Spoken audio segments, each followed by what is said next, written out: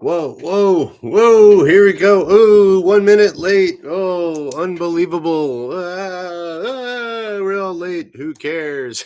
Welcome to the superpilotish channel. My name is Graham Wilson, finishing up some notes here.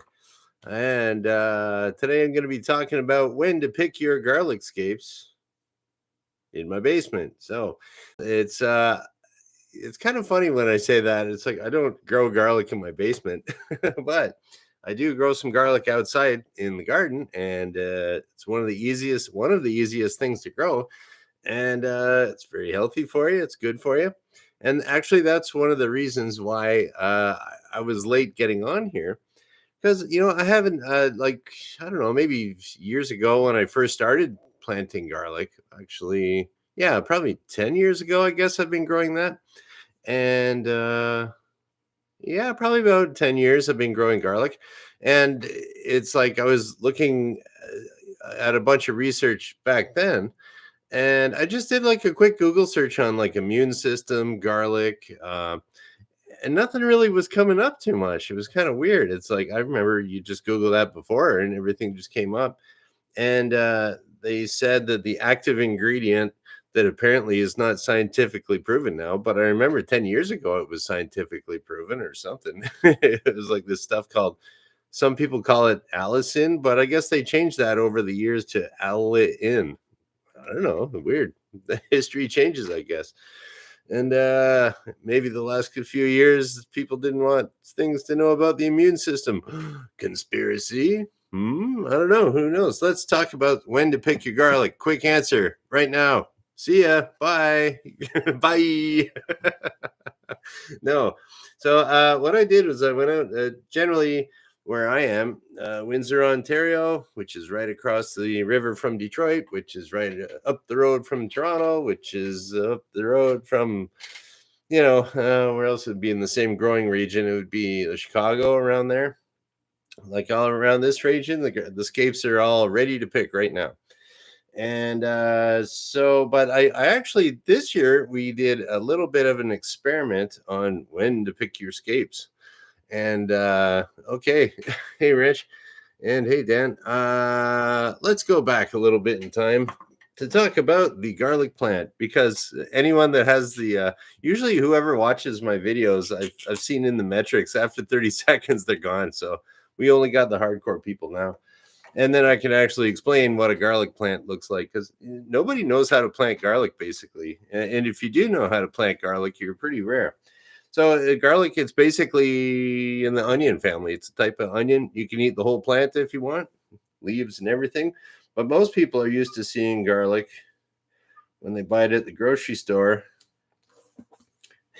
and it looks exactly like that. There might be like a little tufts. It might have a little, I don't know, might be chopped off like that. And you got your little garlic. There's the bulb, and then you break it up. You got the individual cloves. There might be a little bit on here. It's got like a little bit of a mustache or a beard. But what that is, that's basically all the roots that they chopped off. So all the roots come down here. There we go. And then they chopped off this part at the top, and that's where your leaves kind of go up. So what do they exactly look like? They look exactly like this. You'll see. And we got this, and they might droop over a bit more. It's basically a stem. Okay, we're getting to the scapes. Hang in there. The artist is going for it. Okay, so there you go. There's all your leaves growing up the kind of growing up the stem there. You can eat this entire plant if you want, but if you eat that, the bulb will die and you don't get the garlic. So the scapes, right around this time, they start coming out here, out the very top, and you can see they're, depending on the variety, it comes out. It's like this little. It comes out straight like that, and then it'll start bending over like that. So this is the part I pulled out. You can eat the whole plant, and the younger you pick it, the sweeter and less super garlicky it is. Although that's pretty garlicky. That's why I brought my water just in case.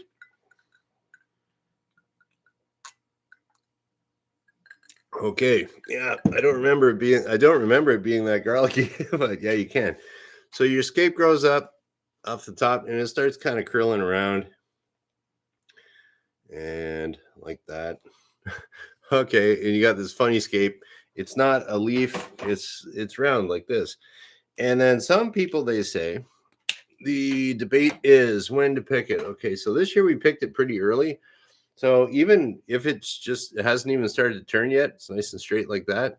You pick it, and what you do is you grab it and you just kind of pull straight out, and it should slide right out at the middle of the plant. That's when you know it's ready. But if it breaks, not the end of the world. If you have to, you let it go a little too long, snip it off with some, I don't know, scissors or shears or something, because you don't want that to keep growing. You got to get that scape out of there. Okay. So here's another one, and then when it wraps up, it can get all springy like that. If it wraps around in a circle like that, you know it's a rock and bowl, not a rock and roll, but a rock and bowl variety. So that has a lot of cloves, and so that one's like that. We also in our garden we grow a porcelain variety, and it'll just kind of go over like that. And there we go. That's totally ready.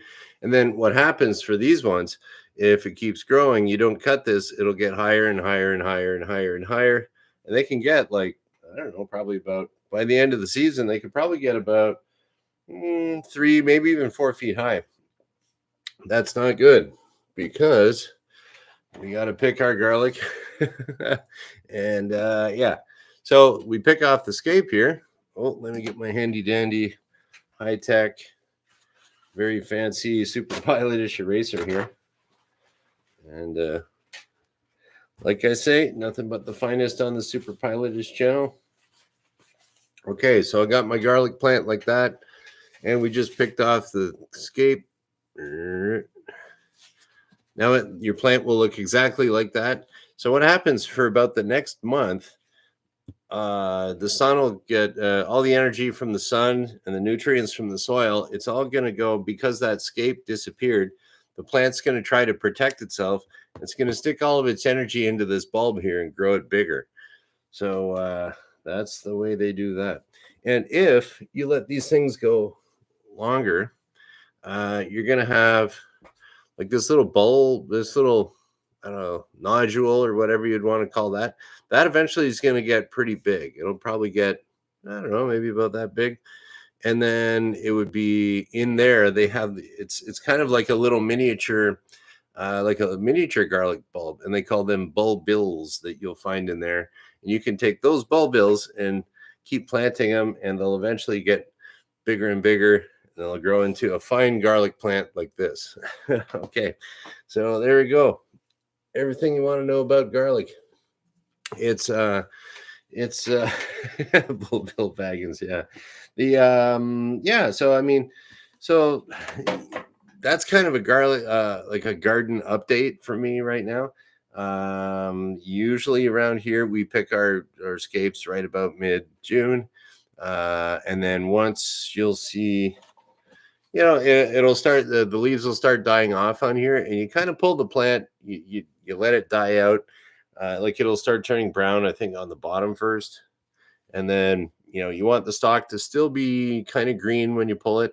Most important, and, it depends on who you talk to or what you watch on the YouTubes. Like everything where you get advice on YouTube, it's like, okay, oh, this is the exact way to do it, guys. Hey, and it's like, well, that's not the only way. There's lots of ways of doing lots of different things. So yeah, changing the oil on your car or something like that. Okay, I got my neighbor. What he does when he changes the oil on his car, he drains it all out, and then he does an oil change on it, puts in cheap oil, runs it, drains that out, and then puts the good oil in. So he basically does a double oil change on his car. Is that a way of doing it? Yes. Is it more expensive? Yes. Does it take more time? Yes. Is it a better way of changing your oil? technically, probably, yes, there'd be less contaminants in it. So, I mean, I wouldn't do that, but so that's the way that goes. Yeah. So, however you want to plant your garlic, go for it. Most important thing is that you give it a try and you do it. Just like learning how to fly, the most important thing is getting out to the airport and learning how to fly. Hey, I brought it back around to flying somehow. Okay, so that's the update on the garlic. Everything's looking good. And another thing there too is that if you guys are wondering, here in Canada, remember all those fires, forest fires and stuff? Well, that's out of the news there. Everything's back to normal. I guess climate change stopped. Ooh, I'm not going there. I'm not going there. So, anyways, we had some rain, and it's a little bit cooler outside today. So that's nice. I'm not smelling any smoke outside. It's quite nice. All my water barrels for rain collection, they're all filled up. The garden got a good soak last night, so everything's looking cool. And now I plan on my garden tips will be okay. I'm gonna start picking some suckers. What is that, you say? Well, it's for and then Ranch here is saying that they suck oil out of your dipstick these days for your oil change. I've never seen that, but yeah, I know they can do that. Actually, I think it was the what was it? What was that little mini car? Oh, what's that? It's like a little two-seater, super mini little car. Oh, what's it called? It was made by, I don't know. Jeez, I can't remember that little car. There's just a two-seater. It was really tiny. Smart car. That's it. Thanks. I knew somebody would get it here. So the smart car, the very first engines that they had in there, I remember because I was looking at buying a smart car once because I thought I had a big commute I had to do, and I thought, well, maybe I'll save a bunch of money on gas. And what's this got to do with anything? I don't know. Sucking out oil from dipstick, the way to do an oil change. So this is like going back, I don't know, 10 years or so. I guess I was looking at buying a smart car, and it's kind of like it wasn't really anything cheaper. It's definitely less car. Like you'd be better off getting a Honda Civic than one of those. And then I was also reading that because it has to be maintained at a Mercedes dealership. And then the way that there's no oil drain plug. The original one had a 3-cylinder turbo diesel, and then that was problematic. So they went to just a regular gas engine, and then it got like worse gas mileage. You got the same as like a Volkswagen Golf or something on a Civic. So it's like, yeah, who cares?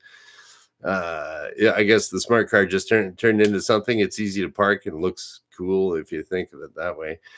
Yeah. So, anyways, yeah. And then I was looking at how do you do an oil change on this thing, and yeah, they have to like. There's this little plug, and you have to suck the oil out from the top of the engine and stuff like that. So I was like, okay, I'm not getting a smart car. So, but yeah, I don't know. I don't think that would, I kind of like the idea of a drain plug rather than sucking it out the dipstick, but oh well, we'll see. I guess they put something down and suck it out, but okay, enough about the oil. We're going to talk about tomatoes and then wrap it up. Okay, so I'm going to draw a perfect tomato plant now. Look at this. Oh, wow, it's got leaves. It's got leaves, and this is exactly this is exactly what my tomatoes look like right now. The plant's growing, but what happens is every little place that there's a leaf. Okay, we'll say there's some leaves down here. What happens once it gets a little bit bigger, it starts putting out another stem here, and there'll be another stem growing out here, and they call those suckers because eventually those will grow and they'll go big just like all the rest of these. Now, you'd think that's a good idea. Like some people just let them go, but I kind of want my tomato plants to be a little taller rather than bushier like that. So what I do is around this time, once they start coming out, you just pinch them off with your fingers when they're really little. Get rid of that, and then I get rid of this little sucker here before it turns into this. And then that'll put more energy into the top. And then I don't have to bend over as far to pick the tomatoes, and it just works out nicely with my little, I don't know, system of propping up my tomatoes. There we go.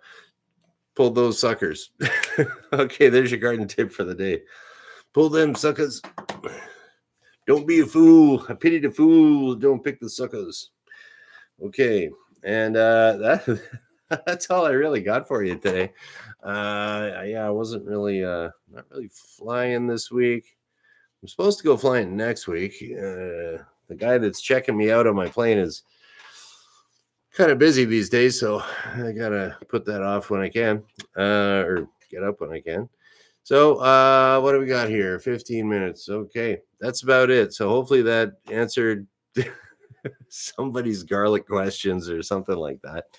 And yeah, when to pick them? Pick them right now, mid-June, for where we are. Of course, it depends on. It was like if you're not sure in the region that you're growing your garlic, just pay attention to my little diagram when it comes out like this, and you can pick it as early as you. Probably if you're picking your scapes, it's better to pick them earlier than later. That way, you'll get a nice bigger bulb. And yeah, and you're always going to miss some because you try to pick them all and then you look back a week later and you missed a bunch and you go pick them. Okay, I got all my scapes. You pick them again. A week later, you see more. You're always going to miss your scapes, so don't beat yourself up about that. Okay, yeah, that's about it today. Now, which one did I bite here? Is that the little one? Yeah, I bit that one.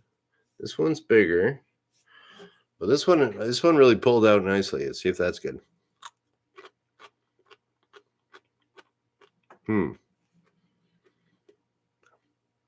That's a little bit better because I think if it's further into the plant and you pull it out,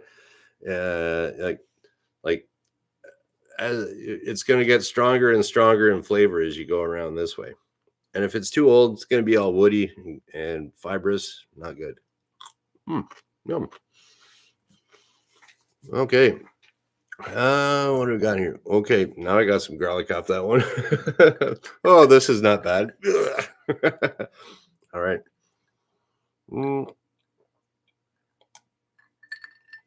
What do we got here? Okay, Dan's recounting a little story here. Before PVC, an old codger on the lake had vertical garlic beds cut into aluminum downspouts. Also, the first time I ever saw upside down tomatoes 50 years ago. Yeah, I mean, yeah, tomatoes are another thing that you can just like, you can go down the tomato rabbit hole as far as you want to go on YouTube. It's like you can grow them this way. You can grow them this way, put them in pots, put them in the ground, put them in loose, well drained soil. You can put this in, you can compost tea, you can use fertilizer. Watch out for these bugs. There's so many tomato videos out there. If you are growing tomatoes, which is a great starter plant, even though I think garlic should be what you start off gardening with because it's so easy. Stick it in the ground in the fall, put leaves on it, forget about it, pick the scapes, pick the bulb. Done. That's all you got to do. But anyways, yeah, good point there, Dan. You can, nature wants to grow and it will find a way to grow. So, yep, there we go. So that is about it. What is today? Today is Monday. All right. Well, got a couple more shows to go this week because I do this Monday, Wednesday, Friday at noon Eastern. And yeah, there we go. Oh, hey, Shecky. Hello and goodbye, Shecky. We're shutting her down. Monday, Wednesday, Friday. That's right, Dan. At noon Eastern. And thank you for watching. Bye.